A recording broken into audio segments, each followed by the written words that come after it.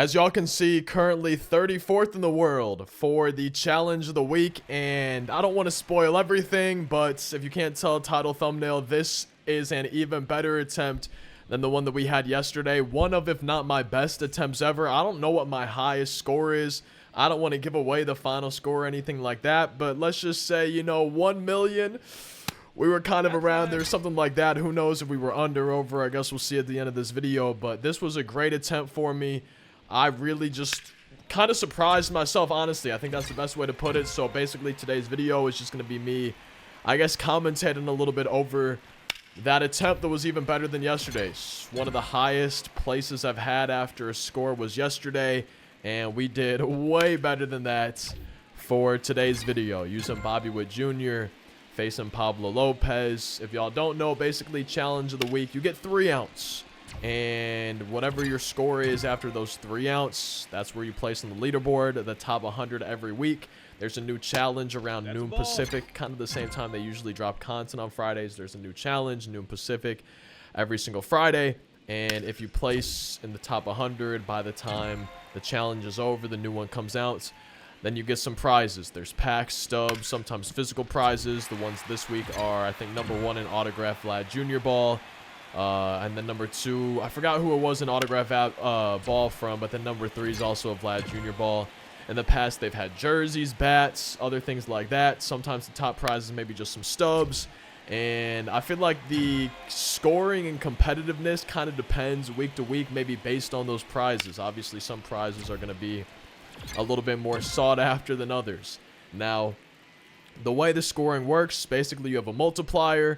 And if you hit the ball in play, your distance for that hits is multiplied by your multiplier. Mine's at 35 times right now. So if that was 57 feet in play, it would have been 57 times 35 added onto my score. But if you hit a foul ball, you get the distance, but it's not multiplied by anything. You just get that distance. And your multiplier goes up by 2 times for every single ball that you take that's not a strike, every single actual ball. And your multiplier resets every time you get an out.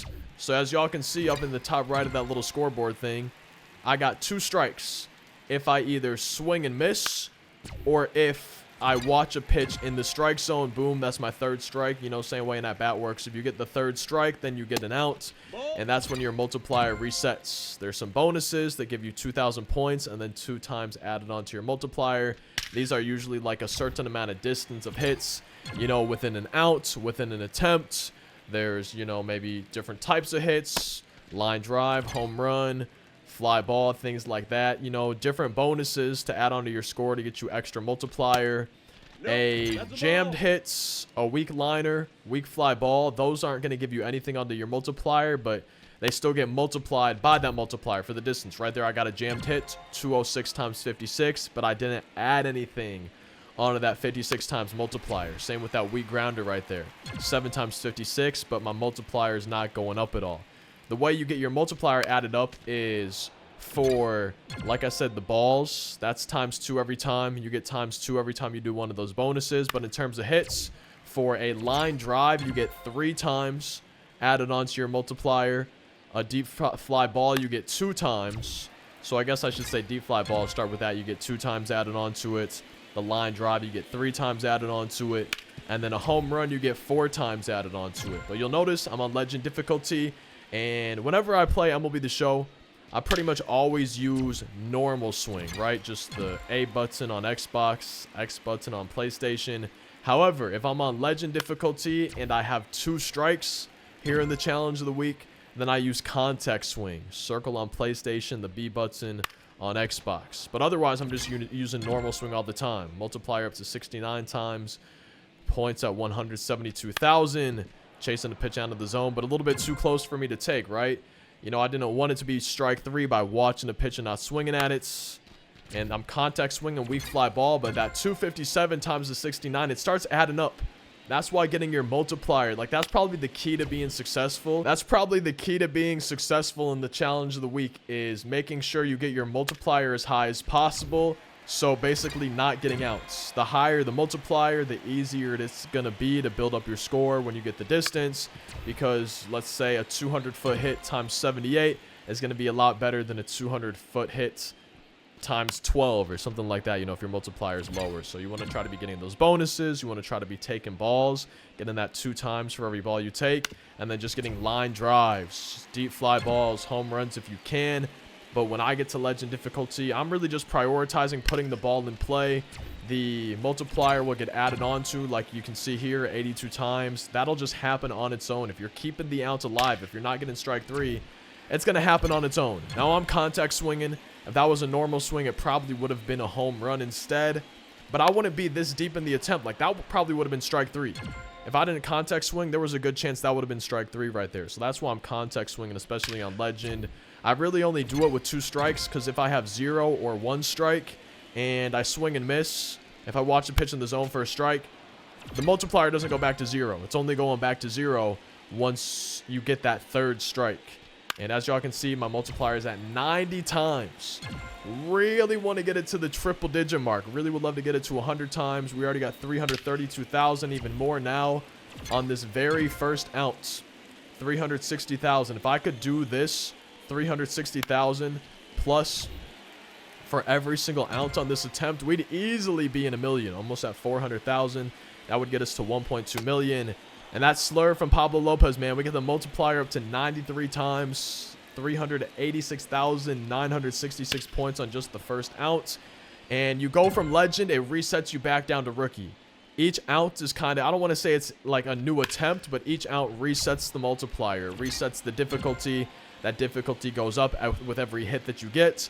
So early on, you really want to try, if you can, to be getting line drives, deep fly balls, home runs especially. You want to be taking balls if you can. You really want to use the early swings to try to get that multiplier as high as you can before you start getting up to the Hall of Fame, the legend difficulty portion, because it's a little bit harder to build up the multiplier at that point. So I'm trying not to get strikes, but you might have seen that first strike of this ounce. Going from legend back down to rookie. My timing was off. I was just way out in front of that pitch right there. So we're back up to 18 times already. A little bit of a jammed hit, but I'm happy with anything at this point. It was actually a deep fly ball. To get a deep fly ball, you need 300 feet or higher. There's been plenty of times where I've had a fly ball be like 297, 298, 299, and it's just like a weak fly ball. It doesn't count as a deep one. So that 300 feet, that's kind of the point you want to get to if it's not a line drive, if it's a fly ball, to try to be getting that multiplier, because otherwise you don't get anything. You know, those extra feet could be the difference between adding a couple times onto your multiplier versus nothing. And we just really, at this point, regardless of the type of hit, whether it's a deep fly ball, a line drive, yeah, that's a weak fly ball, I don't get multiplier, but I'm still adding on to my score. I still don't have another strike yet. It's much, and there's my second strike right there. But it's much easier for me, man. I feel much more comfortable when I don't have 2 strikes. When I have 0 or 1, I just feel a little bit more confident. I feel like I'm not having defensive swings. Overall, I just feel like I'm doing a little bit better. Up to Hall of Fame difficulty with out number 2 to work with. Happy to stay alive right there. Pretty sure I'm still normal swinging for this attempt. I don't think I was contact swinging until legend difficulty, even with 2 strikes. Sometimes on Hall of Fame, I'll do contact swing. Even on legend, though, like, I had a couple attempts where I was doing legend and just doing normal swings. I wasn't even doing my contact swings, and it was feeling pretty good. Bobby Witt Jr. is a little bit different than some other challenge of the week players they've had. There's been times where the guys only have like 60, 70 contact. Bobby Witt's got 109, so the PCI is going to be a little bit bigger. It's going to be easier to foul off pitches. It's going to be easier to make contact with him than maybe some other guys they've had that were controlling for the challenge of the week. Coming up on 500,000 points. Really, at this point, just trying to stay alive.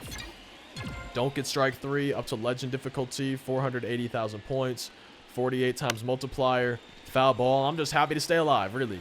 That's where I'm at right now, man. Happy to stay alive. I would love to be able to get 4 million like Nate Dogg, but it takes a while. You know, it can be tough to add up that score. And again, the multiplier for me is what really feels helpful. That slurve, again, that's 2 strikeouts. That's 2 outs, both of them. On that slurve, the first attempt, if you saw it yesterday, had at least 1 or 2 outs on that slurve. That slurve from Pablo Lopez is just nasty for me, man.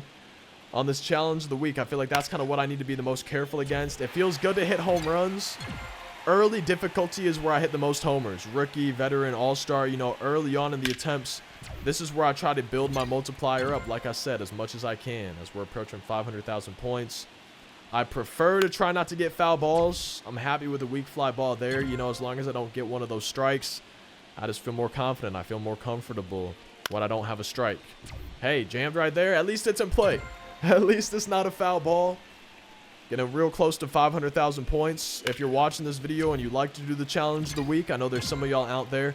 I've seen in the comment section, I've seen your names up on the leaderboard and everything like that in other weeks. So, hey, if you're watching and maybe you play the challenge of the week, you've won some prizes, you've gotten some high scores on there, feel free to drop any tips you might have. I'm sure I'm missing something. You know, I'm sure there's plenty of things out there. Approaches you can take, maybe the PCI anchor, maybe some way to try to tell what pitch is coming, maybe if there's any patterns. I'm sure there's plenty of stuff that I haven't recognized that would help in the challenge of the week. I just really started doing it again this year, and a lot of the times I just do 1 or 2 attempts and I'm kind of done with it. I remember in the past I used to do the challenge of the week quite a bit.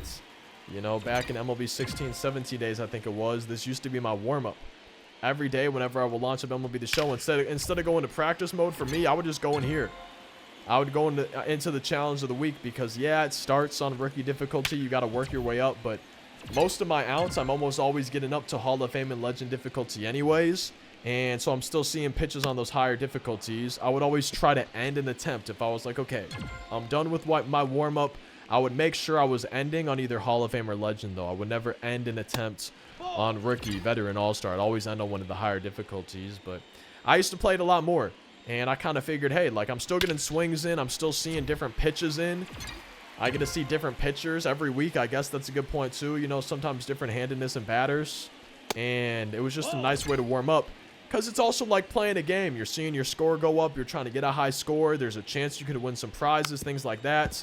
That's why I contact swing. I was so lucky. Like, my attempt could have been over right there. We're not close to where my score ends at. You know, we still got some 6-figure scores to add on to this one. And the fact that I'm staying alive there, that just would not have happened if I was normal swinging. So that's a perfect example of why I contact swing. And one thing too, I was doing an attempt that started off really well. It didn't go as well as this one, but on my first 2 outs, I didn't contact swing at all. Even on Legend difficulty, I was just normal swinging. And then once I had 2 outs, I ended up contact swinging, and I got some homers. I think I got 1 or 2, 3, 4, you know, maybe a couple per ounce. Some homers on Legend difficulty, but then I ended up adding on to my score more when I was contact swinging. So, like, yeah, I was getting some extra distance, maybe some extra multiplier from the hits when I was normal swinging, even on Legend. But it ended up being, for me, I think, just a better idea to contact swing. I think I've kind of decided, okay, even if I only have 0 ounce, 1 ounce, you know, I think even on Legend difficulty with 2 strikes, it's just going to be better for me to contact swing. Just stay alive. Pitches that I'm fouling off that I wouldn't be able to with a normal swing, and just stay alive, really. Like that one, probably wouldn't have fouled it off on a normal swing. So attempt is still alive. 661,000 points, 66 times on the multiplier. That one's a pop-up right there, but it's in play. So 74 feet, but it's multiplied by 666. We got like 4,000 added on to our score. And it might seem not... words are hard, man. It might not seem like a lot, but it adds up over time. And then eventually you'll sprinkle in, hey, a 245-foot weak fly ball. Yeah, I don't add on to the multiplier, but 245 times 72 is real nice. If you could get your multiplier up above 100 times, like, that's amazing. You know, it just adds on to it. So it's really good. The key is to build up that multiplier. The hits will come. And I felt like the more attempts I did, the better I was doing with Bobby Witt. It made me just want to keep going. But we really just got to be careful for that slurve, man. That slurve from Pablo Lopez was just eating me alive. Barely able to make contact on that curveball. I think the good timing might have saved me there. Multiplier sitting at 77 times, 760,000 points. A little perfect, 375 feet times 77. Multiplier up to 81, 792,000. And it's the circle change. I tried to check my swing. Unfortunately, we couldn't quite do it, but one of, if not the best attempts I've had all year. I don't remember what my highest score was before this one, but this is definitely my best score I've had in a while, 792,000 points. So let's go ahead. The moment of truth, we're 14th in the world. At the time of recording this, when you guys see this video, it might be a little bit different, but hey, 14th in the world. That's definitely one of, if not the best attempts I've had all year. The highest I've placed on a challenge of the week attempt, man. 14th in the world feels pretty good. I would love for that to hold until Friday. I would love to place in the top 100, win some prizes from the challenge of the week. That attempt felt really good. I wish I could have kept going, man. I wanted to break into the top 10.